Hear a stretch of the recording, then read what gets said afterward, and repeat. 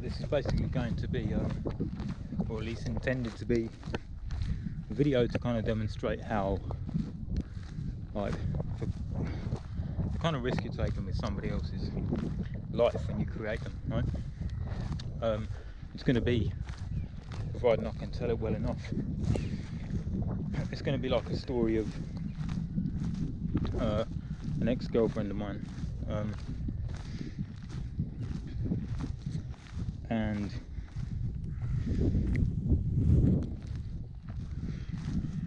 it's difficult to know where to start, but so I was together with her for originally probably about 5 months. This is a few years ago, and you know, she, like, it was, you know, it was good and bad, like swings and roundabouts, etc. But anyway, it was difficult, right? Like, at the time she was kind of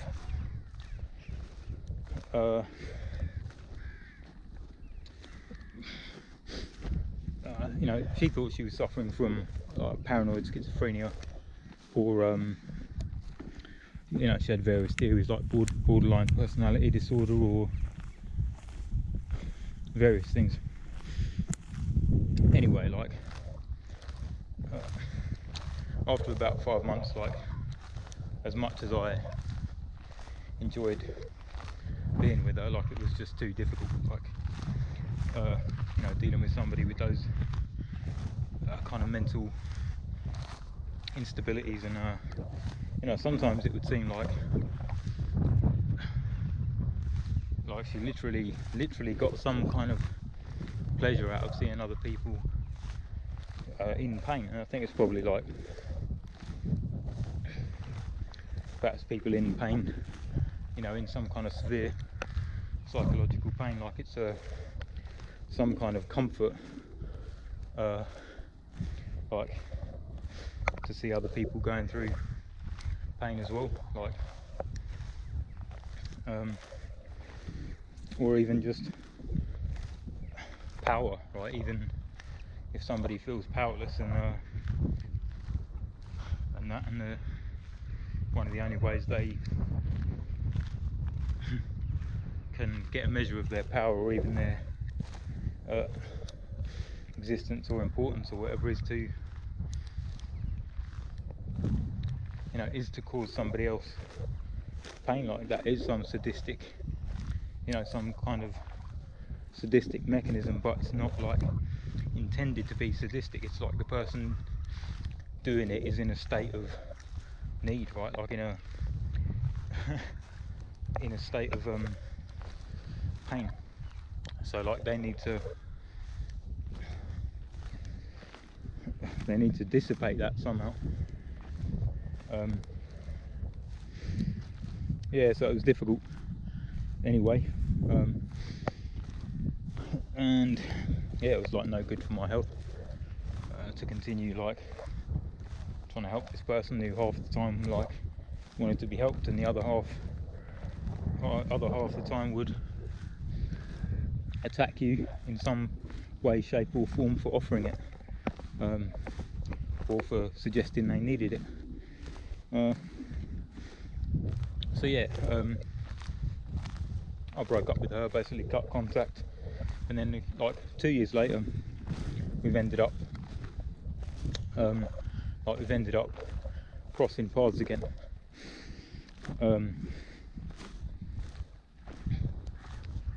and yeah, we kind of spent a bit of time together and that, and biologically speaking, you know what your hormones are doing in those sort of times. So yeah, that yeah, one thing led to another basically. But anyway, still, like, it was still difficult, right? The same kind of things were going on again. There's still this aspect of, like, you know, some kind of bizarre, to me anyway, like some kind of enjoyment in sort of seeing other people in pain. and just generally being difficult to try and cause that somehow. So anyway, like a few sort of months have gone by, and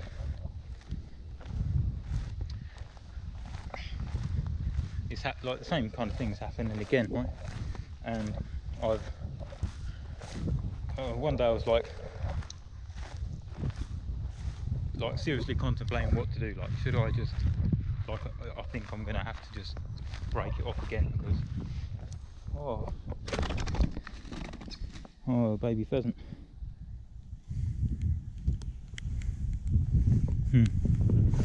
Anyway, yeah, I was thinking like I'm probably just gonna have to break this off again, because like nothing's really changed, and we know like men and women aren't natural partners or anything like that, right? We're literally just two halves of a species that require each other for reproduction, right? So we kind of got needs that we need from each other, but we kind of programmed to fulfill those needs via mutual exploitation, right? And especially, like, I think in the history that was more obvious, right? But the more like quote unquote civilized we've become, the more we can pretend our nature is, the more we can delude ourselves and pretend human nature is something much more palatable than it really is. So anyway, like, yeah, so I was just sitting on a bench one day thinking about what to do, like how to go about it, just breaking it off with her again. And this guy's come like kind of behind me, and I've noticed like he's carrying a couple of bags and stuff, and he's like on the phone to someone, and he's like in tears. So I should probably explain something before I go on to that bit. So when I broke it off with her the first time, for a while she wouldn't leave me alone. Like, she kept sending me messages and stuff, and like walking past the window in front of my flat, trying to kind of get my attention and stuff. And then within about 2 weeks, right, she's sent me an email saying that like telling me all about this wonderful new guy she's met who wants to like marry and have children with her.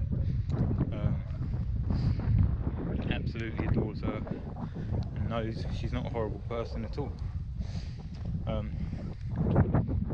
So I've just ignored that. So anyway, like, back to where I was sitting on this bench. This guy's come up, and I've just like noticed he's really upset and stuff.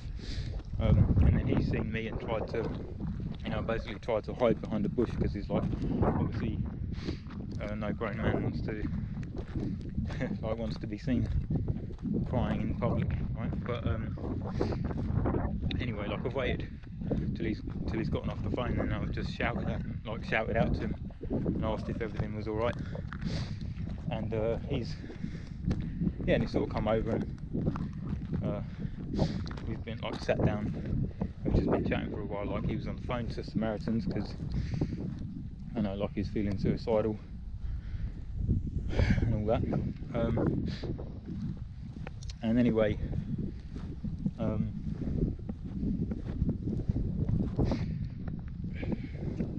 so I've kind of talked it through with him and that, and there are a few things he said that just like made me think of like things she had told me about this new guy she met, like his age and I can't remember what else, but a few things.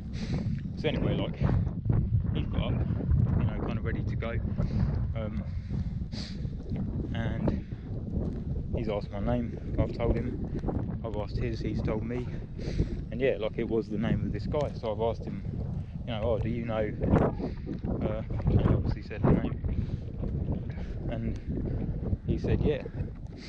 and he was a little bit, you know, he kind of said he was a little bit worried at that point because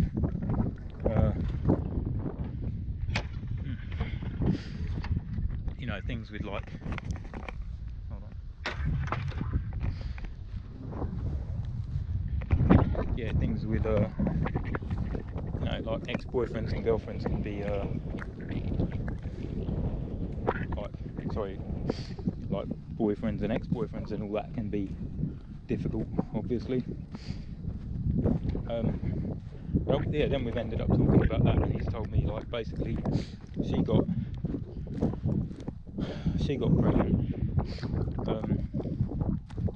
ended up having an abortion, which is like a good thing, obviously, especially considering this guy was like no you know, like no judgment or anything, but you know, kind of an alcoholic, and also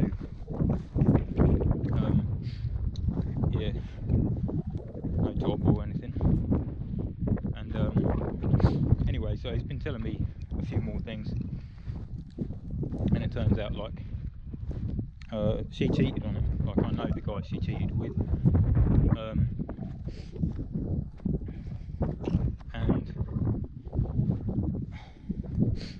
like, you know, he said that was one of the things, that kind of betrayal was one of the things that pushed him to like start doing heroin again, which is something he said he had been doing before, but like he had stopped, and then that was kind of the, you know, this trigger that, you know, like fucking drag someone back down into that pit again.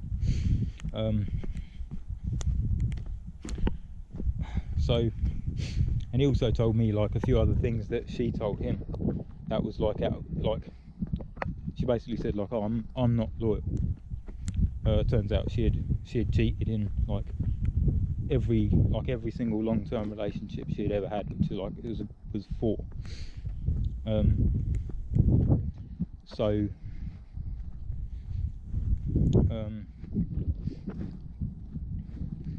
yeah, anyway, that, you know, I've kind of like spent a bit of time with him, you know, make sure he's alright and all that kind of stuff, and then like left him to it. But like, it was kind of difficult because it was obvious he was sort of looking for a friend, but like, I've got enough experience with you know, people addicted to drugs, and that, it's like I'd rather stay away. You know, it's difficult, you know, you can't kind of help them, they end up screwing you over, all that stuff. So anyway, like, I haven't spoken to her for a day or so, you know, while I'm letting all this kind of new information run through my mind. And yeah, and then eventually, like, I've decided to go around and see her and talk about it. So I've basically told her exactly what he told me, and to be fair, like, she didn't deny any of it, really. Like, she might have you know, fabricated a few things to, you know, to perhaps like make herself look a little bit better, but yeah, she, you know, she sat down and told me what had happened in each relationship and stuff like that. And when it came to, you know, like, when she had finished telling me, I'd just basically just been sat there listening, and when she had basically finished telling me, she sort of stood up, you know, and this kind of, her expression changed to one of like, you know, quite sort of distressed, and then she's kind of just looked at me and said, "It's disgusting, isn't it?" And before I had time to answer or anything, really, like, she's just hit herself in the side of the head like that, which was something she'd often do when she was stressed. But yeah, before I had time to answer, she's done that, and yeah, and just said, "It is, isn't it?" And like, and kind of gone off into another room, you know. So I've sat there for a little, like, I don't know, a minute or something, and then I've followed her, and she's literally asked me, like, you know, she's kind of, yeah, so I've gone in and she's, you know, we said a few things and that, and then she's basically just, you know, just looked at me and said, "I hate my nature." because it's obviously this pattern. Like, she can't stop doing this. She can't stop getting into relationships and cheating on people, and like, because there's this part of her, like, biologically speaking, because that's how we're built in a way, like, that enjoys doing that. And she's asked me if I would help her end her life, and it's so like, and then she said, oh, I can't, but I don't expect you to, because of the consequences for you. But it's such a tragic thing, right, to see somebody, like somebody you who you care about, even if they are like that, like, you still care about them, you still you still have empathy for them, because their biology is their biology, right? And they didn't choose it. Plus, like, in some ways, sort of Western culture facilitates and encourages that kind of behaviour, with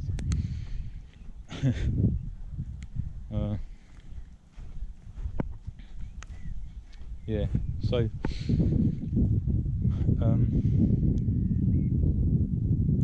yeah, it's kind of tragic just to see anybody, like, feeling that way and having no real way out other than committing some sort of act of violence against themselves, which is not guaranteed to get the job done or whatever. And this is the kind of trap you put people in. Like, when you have children, this is the kind of trap you're putting them in, because they're a programmed, like a programmed self-aware machine, so not in control of their behaviour, kind of driven to do what's largely considered to be amoral things, and things that really, really severely hurt other people, but at the same time, and be fully aware of that, but at the same time not be able to stop it.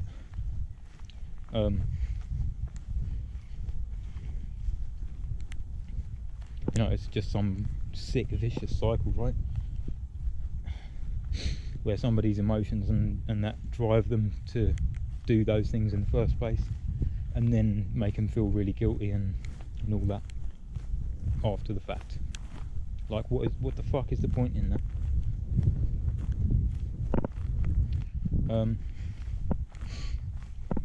Yeah, and that's that's the situation you're basically putting somebody in when you create.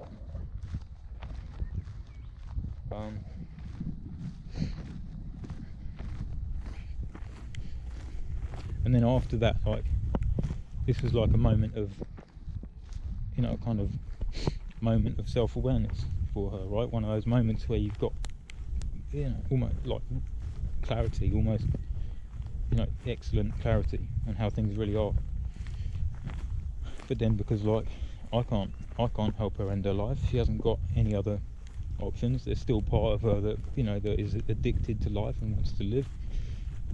And then after that, like, again, like, I didn't speak to her again after that.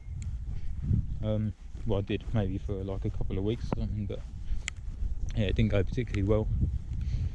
And then again, I've just cut contact again, and she's sending me messages and emails and stuff again, to the point where I've eventually just blocked it. But yeah, still, like, blocking emails, like, they still go into my spam folder. So on occasion, like, if I need to go into my spam folder to check, I'm waiting for a message from some company or something, I go into my spam folder to check, and and you see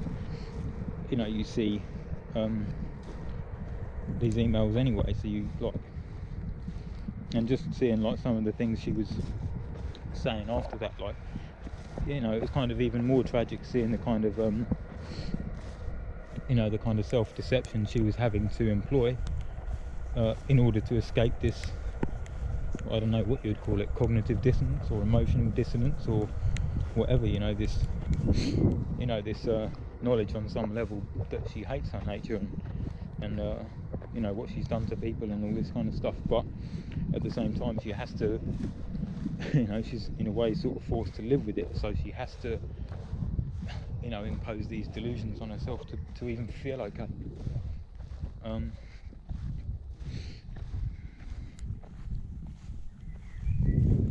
And that could be your child, right, if you're thinking of having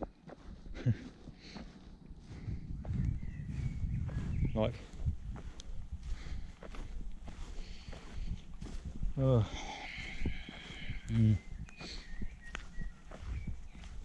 yeah, anyway, I shall leave it at that.